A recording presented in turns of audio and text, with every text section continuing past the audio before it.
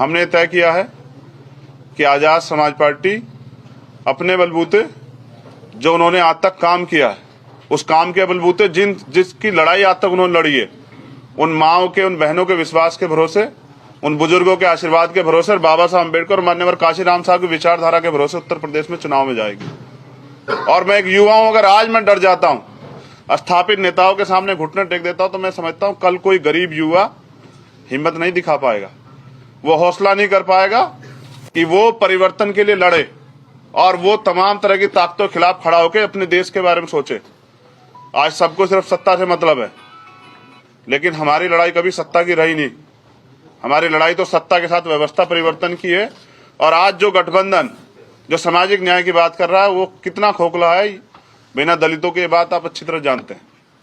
तो हम ये समझते हैं, क्योंकि पिछले 2 महीने में हमारे साथ छल हुआ, हम राजनीति को समझ नहीं पाए, क्योंकि हम नए लोग हैं, ईमानदार लोग हैं। हमारे लिए राजनीति इसी तरह की चीजें थी जिस तरह हम सामाजिक आंदोलन चलाते थे। कुछ लोगों के लिए ये हंसी का विषय भी होगा कि भाई चंद्रशेखर को उन्होंने बेवकूफ बना दिया, किसी और ने बेवकूफ बना दिया। मैं समझता हूं मेरे जैसे लाखों चंद्रशेखर इस देश में तमाम तरह की गुलामी, बेबसी के शिकार, और वो परिवर्तन करना चाहते हैं, बस उनको अवसर की तलाश। तो आज मैं आप सबके माध्यम से उत्तर प्रदेश की महान जनता से और बहुजन समाज की माताओं, बहनों, बुजुर्गों और नौजवान साथियों से कहता हूं कि हम युवा हैं, बदलाव कर सकते हैं, लेकिन स्वाभिमान सम्मान समझौता नहीं करेंगे। एक लिस्ट जो है, क्योंकि इस तमाम तरह के छल में तैयारी करने का कम मौका मिला, मैं एक लिस्ट जो है जिनको प्रत्याशियों को हम लड़ाएंगे उनकी लिस्ट आपके सामने जारी कर रहा हूं। उसके बाद चरणबद्ध जो है हम अपने कार्यकर्ताओं को, साथियों के साथ लेके लिस्टेड बना के जो है अपने चुनाव में उतरेंगे। और मैं वादा कर रहा हूं आप लोगों से, ये वादा मेरा पूरे बहुजन समाज से है कि हम अपनी मेहनत से विकल्प बनेंगे और हम किसी के सहारे नहीं रहेंगे। हम सहारे रहेंगे अपनी मेहनत के, और ना ही हम किसी स्थापित दल, परिवारवाद की राजनीति वालों के आगे झुकेंगे। ना हमने कभी झुकना सीखा, ना हम झुकेंगे।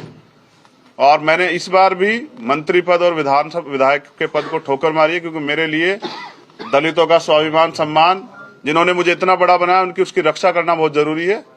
अब जो आगे होगा, जैसे आप महाकाव्य में जानते हैं ना कि जब युद्ध होता है तो भाई भी भाई के सामने खड़ा हो जाता है। भाईचारा अपनी जगह है और राजनीतिक हिस्सेदारी अपनी जगह है। मैंने अपने नेता मान्यवर साहब श्री काशीराम से सीखा है कि किसी का वजूद बनाने के चक्कर में अपना वजूद खत्म नहीं करना चाहिए। तो हम मजबूती से लड़ेंगे। मैं सीटों की जानकारी आपको दे देता हूं।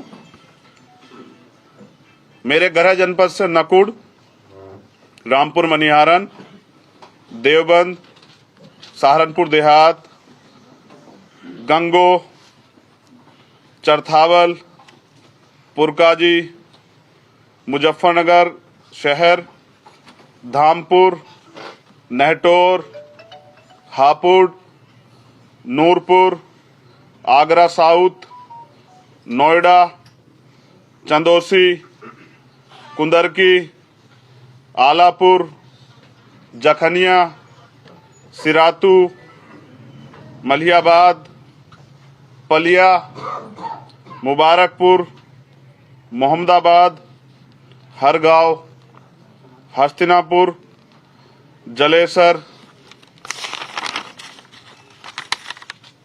एतमादपुर, खुर्जा, मेरठ कैंट, सगड़ी, जयसिंहपुर, तिरवा और माठ।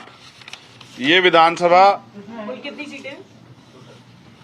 टोटल सीटें हैं 33 या 34, कंफ्यूजन एक नाम में हो सकता डबल हो, तो मैंने पढ़ दी पहले। अभी ये मैंने वो घोषणा की जिन पे हम लोग लड़ने के लिए, जिन पे हमसे बात हुई थी, बाद में हमसे छल हुआ, जिन पे हमने तैयारी की थी। लेकिन ऐसा नहीं, भीमार में आजाद समाज पार्टी कार्यकर्ता हर विधानसभा पे, और हमने साबित किया था जब बुलंदशहर उपचुनाव हुआ कि बड़े बड़े दल जो आज अहंकार में हैं, वो तीसरे, चौथे, पांचवें नंबर पे थे, हम तीसरे नंबर पे थे। हमने आज जो कुछ प्राप्त किया है अपनी मेहनत से प्राप्त किया है, खैरात में नहीं प्राप्त किया है। और अगर आज युवाओं के इस लड़ाई में मैं कमजोर पड़ गया ना, मैंने फिर कहा कि फिर कोई सत्ता के आगे लड़ेगा नहीं, फिर कोई भगत सिंह नहीं पैदा होगा, फिर कोई उधम सिंह नहीं पैदा होगा। तो मेरी लड़ाई ईमानदारी की है, मेरी लड़ाई सत्य की है और सत्य कभी पराजित नहीं हुआ है। मैं ये भी वादा करता हूं कि जब चुनाव के रिजल्ट आएंगे तो आप देखिए आजाद समाज पार्टी अपनी ताकत मेहनत से ये साबित करेगी, और जब सरकार बनाने के लिए किसी को हमारी जरूरत पड़ेगी तब हम भाजपा को रोकने के लिए फिर सबकी मदद करेंगे।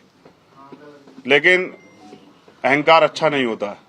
तो आप यहाँ सब आए, आपका बहुत बहुत धन्यवाद।